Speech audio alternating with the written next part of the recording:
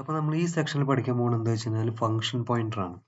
Function pointer എന്ന് വെച്ചാൽ എന്താണ്, അതിന്റെ ആപ്ലിക്കേഷൻസ് ഒക്കെയാണ് നമ്മൾ ഈ സെക്ഷനിൽ പോകുന്നത്. അപ്പോൾ ഫസ്റ്റ് എന്ന് പറഞ്ഞാൽ നമുക്ക് തിയററ്റിക്കൽ എക്സ്പ്ലനേഷൻ എന്താണെന്നുള്ളത് നോക്കാം, എന്നിട്ട് പ്രോഗ്രാമിലേക്ക് പോകാം. ഓക്കെ, അതെന്ന് പറഞ്ഞു കഴിഞ്ഞാൽ ഫംഗ്ഷൻ പോയിന്റർ എന്ന് പറഞ്ഞു കഴിഞ്ഞാൽ നോർമൽ പോയിന്റർ പോലെയല്ല. നോർമൽ പോയിന്റർ എന്താണ്, അത് പോയിന്റ് ചെയ്യുന്നത് പറഞ്ഞാൽ ഏതെങ്കിലും വാല്യൂലേക്കോ അല്ലെങ്കിൽ വേരിയബിളിലേക്കായിരിക്കും പോയിന്റ് ഉണ്ടാവുക. റെഫറൻസും പറ്റും, പിന്നെ പോയിന്റർ അരിത്മെറ്റിക് ഓപ്പറേഷൻസ് എല്ലാം പറ്റും. ഓക്കെ, പക്ഷെ എന്ന് പറഞ്ഞു കഴിഞ്ഞാൽ ഫംഗ്ഷൻ പോയിന്റർ എന്ന് പറഞ്ഞാൽ പോയിന്റ് ചെയ്യുന്ന ഒരു കോഡിലേക്കാണ്, അതായത് സോഴ്സ് കോഡിലേക്കാണ്, ഏതെങ്കിലും ഫംഗ്ഷനിലേക്കാണ് പോയിന്റ് ചെയ്യുന്നത്. ആ ഫംഗ്ഷന്റെ സ്റ്റാർട്ടിംഗ് അഡ്രസ്സിലേക്കാണ് നമ്മുടെ ഫംഗ്ഷൻ പോയിന്റർ ഒന്ന് പോയിന്റ് ചെയ്യുന്നത്. ഓക്കെ, ഇനി നമുക്ക് അതിന്റെ സിന്റാക്സ് നോക്കാം. സിന്റാക്സ് എന്ന് പറഞ്ഞാൽ ഫസ്റ്റ് റിട്ടേൺ ടൈപ്പ് ആയിരിക്കും, പിന്നെ star pointer name parameter list. Okay, അപ്പൊ നമുക്ക് എന്ന് പറഞ്ഞാൽ ഫംഗ്ഷൻ പോയിന്ററിന് പറഞ്ഞാൽ കോഡിൽ എങ്ങനെ നോക്കാം. ഓക്കെ, ഇതാണ് ഫംഗ്ഷൻ പോയിന്റർ. ഫസ്റ്റ് എന്ന് പറഞ്ഞു കഴിഞ്ഞാൽ നമ്മൾ എന്ന് പറഞ്ഞ ഒരു ഇന്റീജർ, ഒരു അഡീഷന്റെ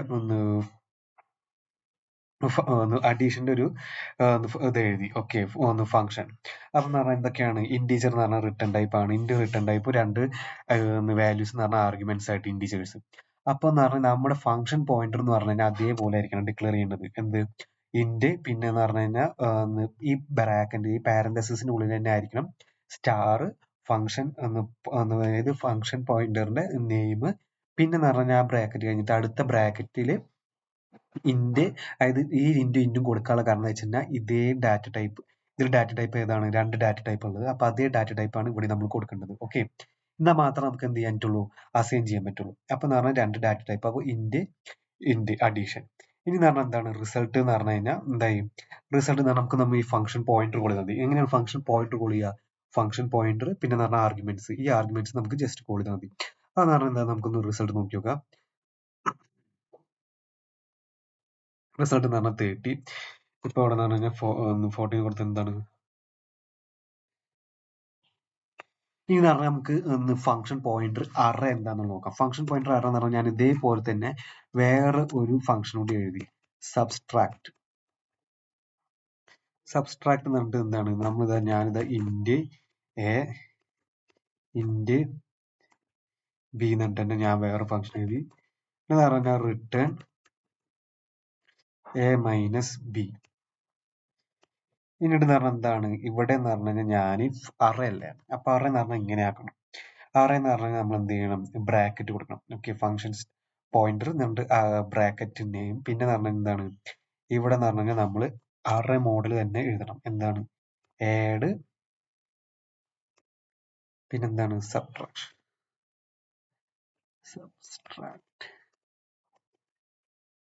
ഓക്കെ, എന്നിട്ട് പറഞ്ഞാൽ നമ്മൾ എന്താണ് ഇപ്പൊ ഫംഗ്ഷൻ റിസൾട്ട് കിട്ടുന്നത്, ഫംഗ്ഷൻ ഫംഗ്ഷൻ പോയിന്റർ ഓഫ് 0 എന്നുകൊണ്ട് കൊടുത്തു. ഓക്കെ, 0 എന്നുകൊണ്ട് കൊടുത്തു കഴിഞ്ഞാൽ എന്താ ഉണ്ടാവുക, റിസൾട്ട് 34. കാരണം എന്താണ്, ആഡ് ചെയ്യാണ് ചെയ്യണത്. ഇനി 1 ആണ് ഇവിടെ പാസ് ചെയ്യണമെങ്കിൽ എന്താണ്, 1 പാസ് ചെയ്യണമെങ്കിൽ -6 വരാൻ കാരണം എന്താണ്, 14 20 മൈനസ് ചെയ്തിട്ടാണ്. ഓക്കെ, ഇനി എന്ന് പറഞ്ഞു കഴിഞ്ഞാൽ നമുക്ക് വേറൊരു മെയിൻ ആയിട്ട് ഫംഗ്ഷൻ പോയിന്ററിന്റെ ആപ്ലിക്കേഷൻ എന്ന് പറഞ്ഞാൽ നമുക്ക് ഇത് എന്ന് പറഞ്ഞു കഴിഞ്ഞാൽ ആർഗ്യുമെന്റ് ആയിട്ട് പാസ് ചെയ്യാൻ പറ്റും. ഈ കോൾ ബാക്ക് ഫംഗ്ഷൻസിനൊക്കെ ഇതാണ് യൂസ് ചെയ്യുന്നത്.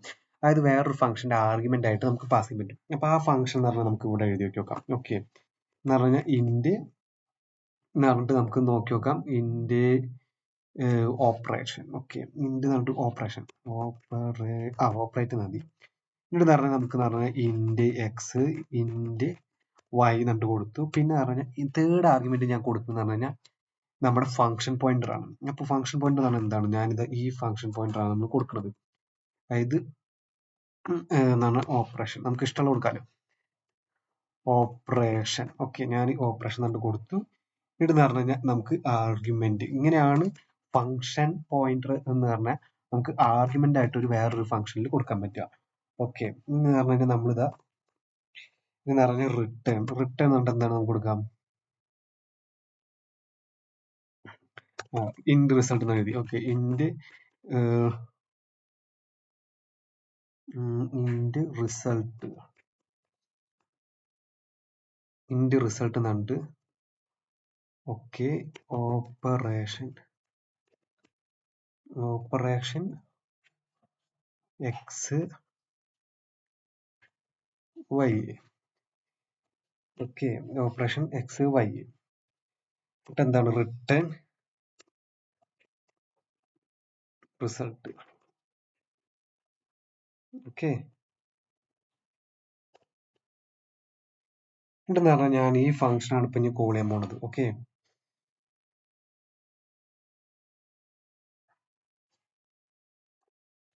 ഫംഗ്ഷൻ എഴുതിയിട്ട് ഇനി നമ്മൾ ഫംഗ്ഷൻ എഴുതാണ് ഓപ്പറേറ്റ്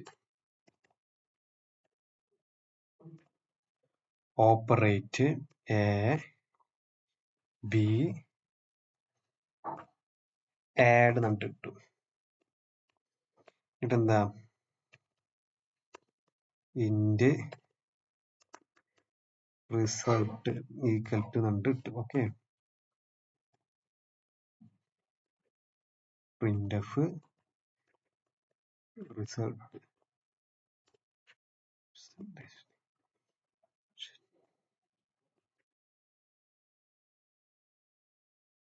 ഇനി നമുക്ക് നോക്കുകയാണ്. ഓക്കെ, സോറി, എന്നുണ്ട് നമ്മൾ കൊടുത്തിട്ടില്ല. Int A equal to 100 int B to 19.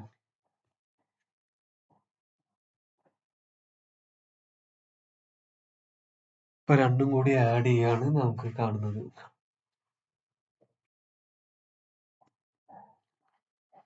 Function pointer എന്ന് പറഞ്ഞു കഴിഞ്ഞാൽ നമുക്ക് പറഞ്ഞാൽ വേറൊരു ഫംഗ്ഷനിലേക്ക് ആർഗ്യുമെന്റ് ആയിട്ട് നമുക്ക് പാസ് ചെയ്യാൻ പറ്റും. അതാണ് ഫംഗ്ഷൻ പോയിന്ററിന്റെ മെയിൻ അപ്ലിക്കേഷൻ. അതായത് പറഞ്ഞാൽ കാൾ ബാക്ക് ഫംഗ്ഷൻസിലൊക്കെ. ഇപ്പൊ നമ്മൾ ഇവിടെ എന്ന് പറഞ്ഞാൽ സബ്ട്രാക്ട് കൊണ്ട് കൊടുക്കണമെങ്കിൽ എന്തായിരിക്കും? ഇതിന്റെ ആവശ്യമില്ല ഇപ്പൊ ഇവിടെ. Okay, subtract 81. ഓക്കെ, അപ്പൊ പറഞ്ഞാൽ നമ്മളിപ്പോ എന്താ ഫംഗ്ഷൻ ഇവിടെ എന്താണ്, ഇതാണ് ഫംഗ്ഷൻ പോയിന്റർ. ഓക്കെ, ഈ ഫംഗ്ഷൻ പോയിന്റർ ആണ് ഇവിടെ ആർഗ്യുമെന്റ് ആയിട്ട് വന്നിരിക്കുന്നത്. അപ്പൊ നമുക്ക് ആർഗ്യുമെന്റ് ആയിട്ടും ഒന്ന് എന്താണ് യൂസ് ചെയ്യാൻ പറ്റും. അപ്പൊ അതെങ്ങനെ കോൾ ചെയ്യുക? ആ ഫംഗ്ഷൻ മെയിൻ നിന്ന് ജസ്റ്റ് എന്ന് പറഞ്ഞാൽ ഫംഗ്ഷൻ നെയിം, പിന്നെ 2 ആർഗ്യുമെന്റ്സ്, പിന്നെ മൂന്നാമത് എന്ന് പറഞ്ഞാൽ നമുക്ക് ആ ഫംഗ്ഷൻ പോയിന്റർ ആണ്. ആ ഫംഗ്ഷൻ പോയിന്ററിന് പകരം എന്താണ് നമ്മൾ ജസ്റ്റ് എന്ന് പറഞ്ഞാൽ എന്താണോ ഫംഗ്ഷൻ, ആ ഫംഗ്ഷൻ നെയിം മാത്രം പാസ് ചെയ്താൽ